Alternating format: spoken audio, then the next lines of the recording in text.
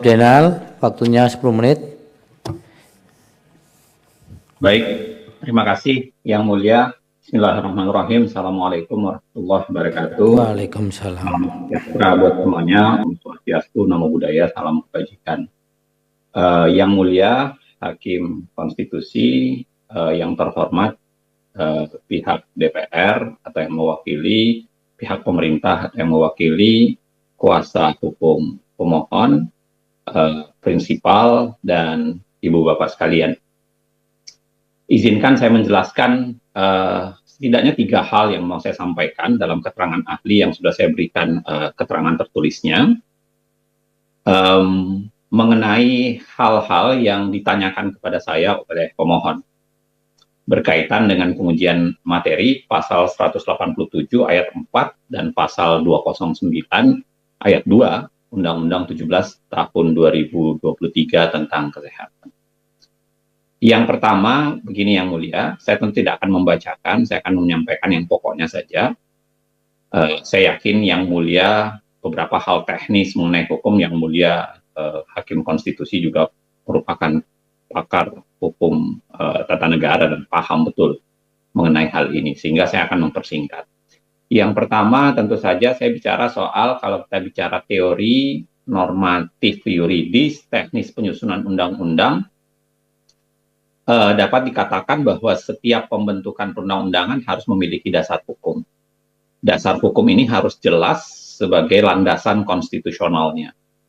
Dan biasanya dalam konsep dasar hukum ini dibicarakan 2 hal. Yang pertama adalah dasar hukum yang memberikan kewenangan untuk membentuk.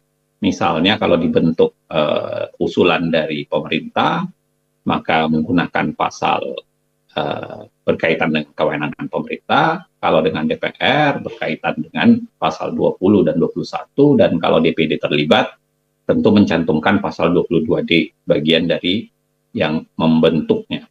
Dan yang kedua tentu saja adalah mencantumkan pasal yang merujuk pada substansi yang akan disampaikan tersebut. Hal ini kan diatur di lampiran 2 Undang-Undang 12 2011 sebagaimana sudah diubah sampai 13 2022. Saya kira saya tidak perlu mengulangi itu. Nah, tetapi ada hal yang menarik, yaitu sejauh mana itu harus dicantumkan. Saya mendalilkan soal yang pertama ini, menurut saya ini penting untuk dicantumkan oleh karena saya melihat klausula dari pasal ini sendiri. Kalau kita lihat ya, sebenarnya Undang-Undang Kesehatan itu kalau dikaitkan dengan hal yang diatur di pasal yang kita perdebatkan, 2 pasal yang diperdebatkan ini berkaitan dengan suatu sistem pendidikan yang itu berlaku secara nasional. Nah, itu sebabnya saya kira kalau kita baca pasal 31 ayat 3 Undang-Undang Dasar 1945, itu sebenarnya mengatur bahwa pemerintah mengusahakan dan menyelenggarakan satu sistem pendidikan nasional yang meningkatkan keimanan dan ketakwaan serta akhlak mulia dalam rangka mencerdaskan kehidupan bangsa yang diatur dengan undang-undang. Saya tentu lagi-lagi tidak perlu mengulangi, makna kata diatur dengan itu adalah spesifik. Bahwa dia diatur dengan undang-undang tersendiri untuk itu. Dan itu karenanya saya kira kenapa ada Undang-Undang Sistem Pendidikan Nasional. Tapi yang menarik, kalau kita bandingkan dengan konteks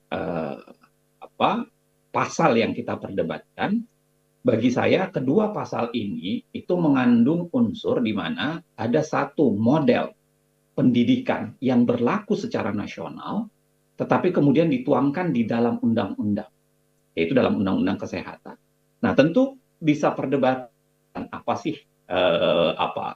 sih urgensinya harus diatur dalam dan dengan.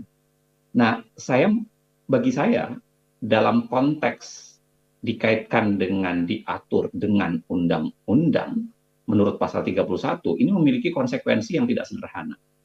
Karena dia adalah suatu sistem pendidikan nasional, sistem pendidikan yang berlaku secara nasional, dan itu sebabnya dia harus diatur dengan satu undang-undang spesifik atau satu undang-undang tersendiri untuk menghindari kemungkinan dia mengalami apa kontradiksi antar satu peraturan baik dalam bersifat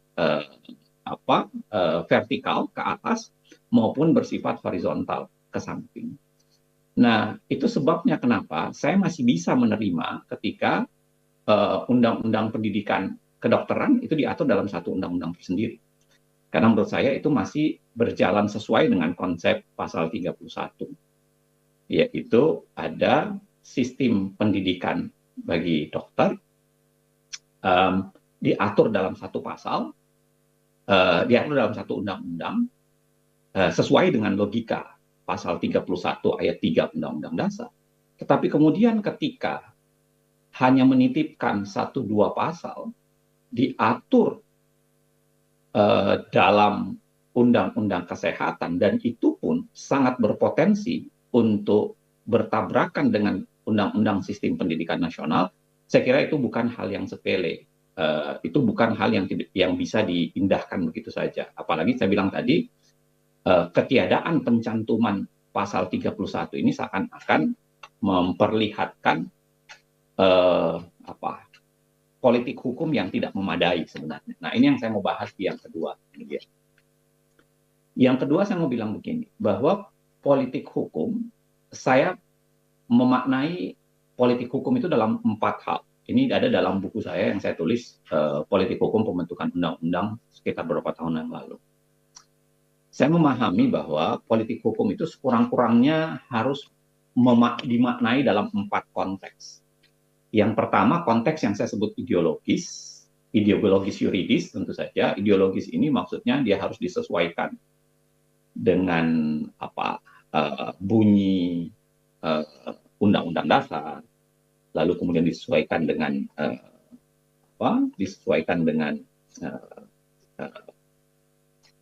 Pancasila, Undang-Undang Dasar, disesuaikan dengan tujuan pembangunan nasional, ya, di rancangan pembangunan tujuan nasional, rancangan pembangunan jangka panjang maupun jangka menengah, termasuk di bidang hukum. Nah, yang kedua, makna yang bersifat teknokratis. Teknokratis itu maknanya adalah dia harus disusun, peraturan perundang-undangan disusun berbasis pada data, berbasis pada riset, berbasis pada realitas hasil sebuah penelusuran keahlian dan profesionalitas. Misalnya dia menggunakan pendekatan yang evidence based policy making, jadi dia bisa dibuktikan. Yang ketiga, makna politis. Tentu kita paham makna politis, mau suka atau tidak suka, undang-undang adalah resultan dari kepentingan politik. Itu misalnya disampaikan oleh Weber dan banyak sekali ahli yang menyampaikan hal yang sama. Yang terakhir, saya kira makna partisipatif. Nah, dan menariknya, makna partisipatif ini adalah makna yang satu-satunya yang membedakan metode pembentukan politik hukum di negara-negara non-demokratis dengan demokratis. Kalau di negara demokratis, partisipasinya sangat tinggi. Kalau di negara yang non-demokratis, biasanya partisipasinya sangat rendah. Nah, dari 4 hal ini, saya ingin katakan, kalau kita baca ya, sepanjang yang saya baca, sepemahaman saya yang mulia, tentu saja dengan kapasitas terbatas saya soal kesehatan, saya melihat bahwa ada semacam politik hukum yang tidak terlalu jelas kalau kita baca berkaitan dengan dua pasal yang sedang kita bincangkan. Kan tadi saya sudah sampaikan pasal 31 itu bicara soal pemerintah mengusahakan dan menyelenggarakan satu sistem pendidikan nasional yang kemudian diatur dengan undang-undang. Nah, kalau kita recheck sebenarnya di undang-undang Sisdiknas itu mengatakan bahwa pendidikan tinggi merupakan jenjang pendidikan setelah pendidikan menengah yang mencakup program pendidikan diploma, sarjana, magister, ada kata spesialis, dan doktor yang diselenggarakan oleh perguruan tinggi yang dapat membentuk akademi, politeknik, sekolah tinggi, institut, atau universitas. Artinya, dalam penalaran saya atau pemahaman saya dengan Undang-Undang Sisdiknas, harusnya yang menjadi komponen utama, ya, yang menjadi pelaku utama dalam proses pendidikan itu adalah institusi-institusi tersebut. Nah, menjadi menarik kalau kita kaitkan dengan pasal yang sedang kita bincangkan, yang kemudian seakan-akan menaruh ya rumah sakit, walaupun rumah sakit pendidikan itu sebagai konsep utama atau pelaku utama. Nah, sedangkan lalu kemudian universitas itu atau kemudian yang di pelaku pendidikannya itu ditaruh bisa menjadi penunjang saja. Nah, menurut saya ini menarik karena bagi saya sangat berlawanan dan berjauhan dengan konsep yang saya bayangkan kalau membaca Undang-Undang Sisdiknas. Yang kedua, kalau kita lihat, jika dilihat lebih jauh, penyelenggaraan pendidikan spesialis atau subspesialis sulit untuk tidak dikatakan sebagai pendidikan formal. Ya. Padahal jelas dalam Undang-Undang Sisdiknas di angka 1, angka 11, 12, dan 13 itu bicara soal pendidikan formal itu adalah jalur pendidikan terstruktur, berjenjang, terdiri dari pendidikan dasar menengah, pendidikan non formal itu adalah pendidikan di luar pendidikan formal, dan pendidikan informal adalah jalur pendidikan keluarga dan lingkungan. Artinya, saya melihat bahwa harusnya dilaksanakan oleh perguruan tinggi atau universitas yang akan menyelenggarakan program pendidikan, termasuk subspesialis dan subspesialis kedokteran. Bahkan Undang-Undang Sisdiknas itu mengatur secara jelas dan tegas bahwa penyelenggaraan pendidikan yang bukan perguruan tinggi dilarang memberikan gelar akademik, profesi, atau vokasi. Itu bisa dilihat di pasal 21 Undang-Undang Sisdiknas. Jadi saya melihat dua pasal ini itu kelihatan mencoba menantang, ya, atau kalau tidak bahasa menyalahi, ya, ini mencoba menantang betul konsep yang saya bayangkan kalau kita baca dalam Undang-Undang Sisdiknas. Nah, bisakah ini dianggap terobosan? Saya kira saya kurang bisa yakin untuk mengatakan ini terobosan, kecuali kalau maknanya bisa kita periksa secara detail. Itu sebabnya yang mulia, saya kira begini misalnya. Kalau kita lihat faktor misalnya dari makna politisnya, saya termasuk yang agak khawatir kenapa kemudian pasal ini bisa keluar. Mungkin walaupun ini bukan kajian riset saya, tapi mungkin ada menariknya untuk melihat, misalnya kalau kita menggunakan cara pandang economic law, mungkin bisa kita lihat sebenarnya siapa pihak yang paling diuntungkan kalau tiba-tiba pasal ini ada. Siapa pihak yang paling diuntungkan? Apakah itu keuntungan seluruh rakyat Indonesia? Apakah itu keuntungan pihak universitas? Apakah itu keuntungan pihak rumah sakit? Atau keuntungan pihak-pihak tertentu? Karena saya kira itu yang akan sangat menentukan, salah satu yang menentukan kenapa kemudian ada keberanian luar biasa untuk menerabas politik hukum yang kalau kita baca dalam Undang-Undang Sisdiknas itu tentu tidak pas dan tidak menjadi tidak sinkron. Dan yang terakhir yang mulia, yang ingin saya katakan bahwa kalau kita masih melihat ya secara makna tadi saya sudah katakan ideologis, lalu kemudian saya katakan juga secara